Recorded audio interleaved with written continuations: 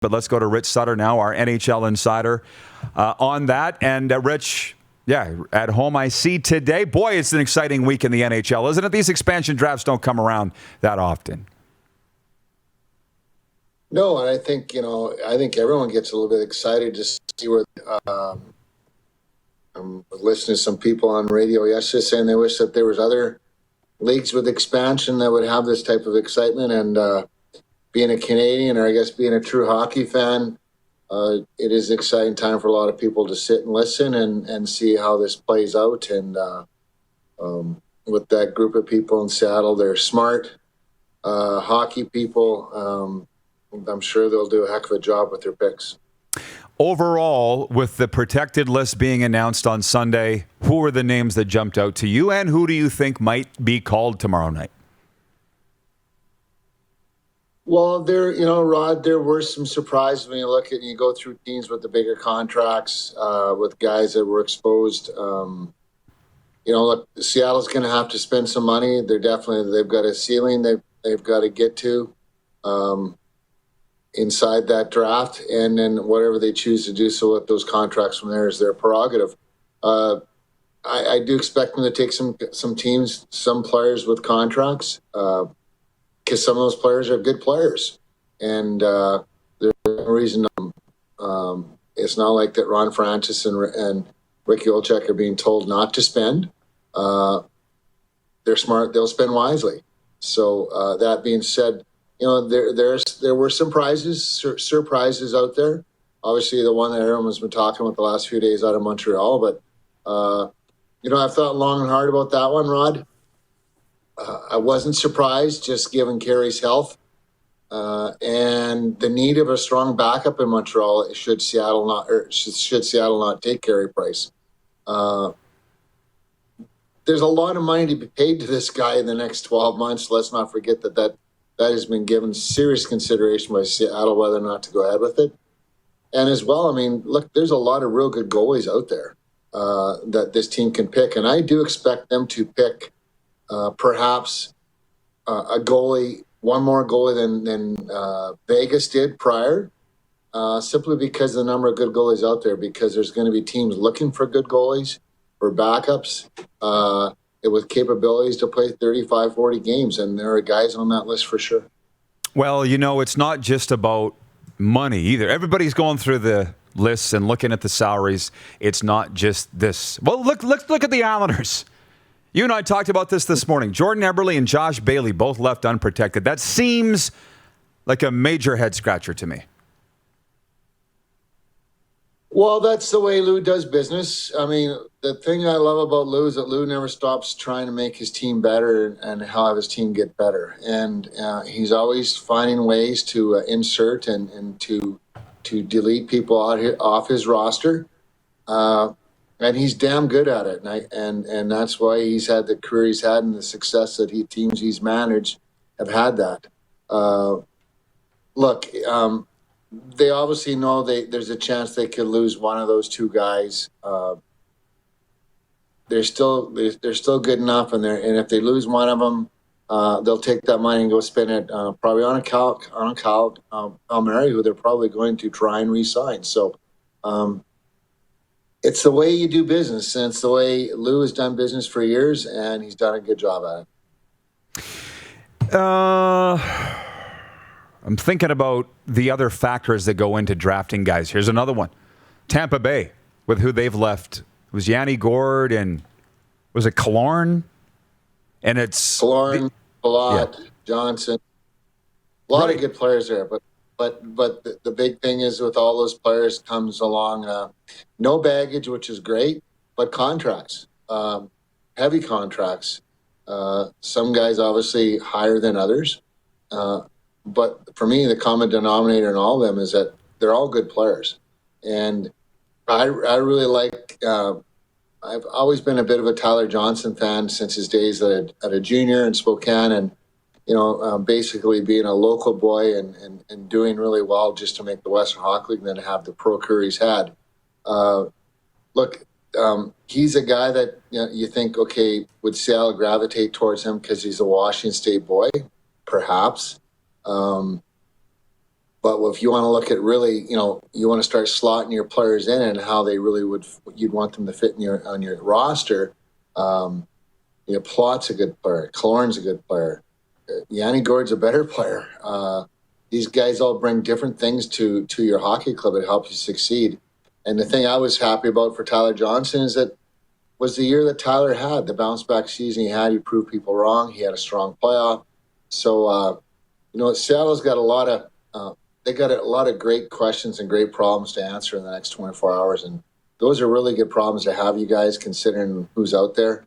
I know when we had our expansion draft in Minnesota, when we were building our hockey club, we didn't have choices like this. We had basic guys that were falling from trees because they were grasping for their last jobs.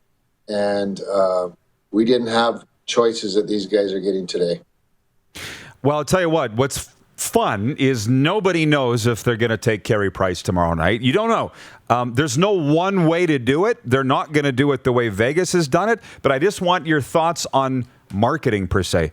I love Tyler Johnson in Spokane. He was great there. He's been even better in Tampa Bay. Carey Price's wife is from Tri-City. Like, if you were going to do it from a marketing standpoint, is that something that you think the Kraken would do? Because John Paddock here in Regina with the Pats, God's team, told me, Rich, he's like, I don't care about local players. I don't care. I just want to win. Lo and behold, they go to the league final and they're lining up for tickets at 9 a.m. Local players don't matter if you win. That's true, Rod. But it is good, I think, when you're starting out, is to have, I don't know if you'd call it the poster child or the poster player, but look, they're like, again, it's just not their hockey people that are very wise. Their ownership is wise. Their marketing group is wise. They're going to be business savvy in who they and how they go about some of these picks as well. You can have those arguments about Tyler Johnson and Carey Price, but I'd like to think that there's a guy just as equal, and that's Mark Giordano. And I'd be floored, as would the rest of the hockey world, if Seattle didn't already have him flying in today and have his jersey ready for him, and he's walking on stage tomorrow. I think this guy epitomizes what leadership is all about and what you want your younger players and your hockey team to be known for from the hockey standpoint. I think if you're looking for a guy to put on the billboards going down I-5 in Seattle, Everett, Kent area, you're looking at Mark Giordano on being one of those boards pretty quick. Yeah. And I'll say it again, if there was anybody that would benefit from a fresh start, it would be Mark Giordano. Said it yesterday, so yeah, that would be interesting if they do take him. So the other thing, the NHL draft is this weekend, and Rich, what I would like you to relate to the viewers is what you said to me this morning. The NHL bloodlines in this draft, it's a hell of a story and another reason to watch this weekend. It's fun. I think we're getting to a stage, I mean, at least in my life, where, we went through some players in the last 3-4 years, except for 3 or 4 years prior to this, where there were some pretty cool stories about players' sons being drafted. And I think what we're seeing right now is that, to me, I enjoy watching that. I enjoy seeing how these young men grow up, the type of families they're from, the type of players their dads were. To me, it's an exciting time for some families right now. Brian Boucher's family, Shane Doan's family, the Sillinger family out of Regina there. Look, their kids are all good players, and I would pick all three of them in my team in a heartbeat. I mean, I'm not responsible for our draft. I certainly would love to see us draft more Western League guys. I think that is something that we're lacking in our organization. Character people, we need to add to that. You look at these three young guys. Look, these guys are characters written all over them. It's huge in their DNA, but they're just part of a real strong group of kids that have that in their DNA and their makeup. So there's some real good picks that are even going to, I feel, are going to be not even first round picks. That's where the work is going to have to really be done and dialed in the next 48 hours with the NHL groups, the scouting staffs, because of, the hockey just hasn't been played like it was the last few years in terms of drafting. That you're going on a lot of video, or going on a lot of maybe throw a little bit of a target or a little bit of a dart at a balloon and see if you hit something that you might hit a home run with, or at least get to second base with. When I talk about kids from the Ontario League, other parts of the world, if anything, I would be extremely disappointed, selfishly, and surprised, just based on what we saw in Canada this year from our own standpoint, with the Quebec League playing, having some issues, but got through the season. The shortened season out west. Look, you think that there would be a greater concentration and hopefully see some more kids from especially out west being drafted simply because of this fact of what's going on in the last 6 or 8 months. Tell me, please, more about Shane Doan's kid, because I think all of these other players I was familiar with, but this one came out of left field for me. What can you tell me about Shane Doan's kid prospect this year? And will anybody other than Arizona draft him? I don't think anybody other than Arizona should draft him, but tell me about him. Well, I hope we draft him, to tell you the truth. Look, the apple doesn't fall too far from the tree in this young man. I've watched a ton of video on him in the last 2-3 months. He plays so much like his dad. The only difference is he's actually bigger than his dad. He's a little slighter at this point, but he's already at 6'3". He's hitting close to 200 pounds. The kid is an athlete. He loves hockey. He loves sports. Obviously, he comes from a terrific family, terrific dad who I think if Josh has half his dad's personality and character, he's going to be a good player. He's just one of those kids that you kind of gravitate towards once you start to watch him. And with myself personally, I've taken a really shining and following to this player simply because having worked with Shane or around Shane in Arizona for a few years, and his coach in Chicago, Brock Sheehan, basically lived just around the corner from us here in Lethbridge. He has made a real name for himself, has had a tremendous early start to his coaching career with the Chicago Steel, and that organization is spitting out players left, right, and center that are all not just top prospects, but have had high draft picks and are going to be future good NHLers. I was looking it up. Josh Doan, committed Arizona State University, Chicago Steel, and he does look big. And a right-handed shot just like his dad. So that's, something I'll be watching closely. A question from a viewer from Ryan in New York. Question for Rich. The Devils left PK Subban unprotected. Is he worth the risk considering his salary, or will the Kraken try to go with younger, less expensive defensive players? Well, look, that's a lot of money. I mean, it's a lot of money for any player, and I think that when you start looking at dollar figures on players and terms on contracts, whether they're 1 year or beyond, I don't think anyone's worth that risk, quite frankly, unless you're talking about a guy that's going to legitimately carry your team to the next 2-3 years, provide he's healthy. And for me, the only guy I see in that stable, and you'd even remotely consider taking in the expansion draft, is the guy we spoke about in Carey Price. Wow. Yeah. Well, again, tomorrow night it's going to be fun. Confirmed, Four Seasons Sports Palace is where we'll be hosting our Seattle Kraken expansion draft, which you wish you could be there with us, Rich. It'd be a lot of fun. You'd love the wings and the boneless Greek ribs there. Trust me, you would. Next time you're in town. Gee. Hey? Maybe I should get in a vehicle and get in an enterprise vehicle and run over to China for it. We'd love to have you. Now the travel's free.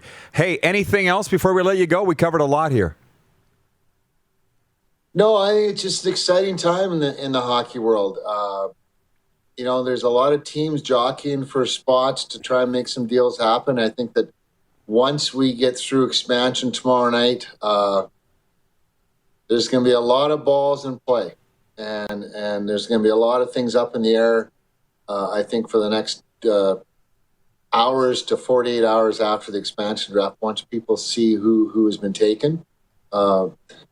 Ron Francis and Ricky Olczyk will probably have gone nonstop working the lines with other teams. Look, there's great chances and opportunities to do side deals where you take a guy from another team and you flip the guy. Look, I would be surprised if some of those things don't happen. They've happened in the past with Vegas. Do I see them having as much success out of the shoot as Vegas did? That's a great question, Rod, and I'll tell you why. Is there's a lot of good players, like I said earlier, in this expansion draft, and it's just how they go about their business. You know that they have great ownership, and you know they want to be competitive in a tough Pacific Division. I don't know if they're going to be able to match what Vegas did, but I know one thing: they're going to certainly want to put forth the effort to try to. So I expect them to pick a good team and probably have some real good picks and probably stockpile some picks heading into, if not just the next 2 days after, for this year's draft, but especially next year's draft as well. Well, you said it best. It is an exciting time in hockey. You always put it so well. You're a special guy, Rich. Thanks for this. Rich Sutter's appearance is brought to you by Great Western. Where's my original 16 glass? Oh, it's down here. Thanks, Richie. Enjoy the hockey. Keep in touch. Hey guys, take care. All right, Talk there you soon. go. It's down here. I had my Montreal Canadiens flag in it. I see. It's the Swift Current Broncos beer stein, Yeah. which I don't need a beer stein. It's a flag holder. You're watching Rod Pedersen On Demand. For more of The Rod Pedersen Show, visit rodpedersen.com or follow Rod Pedersen on social media.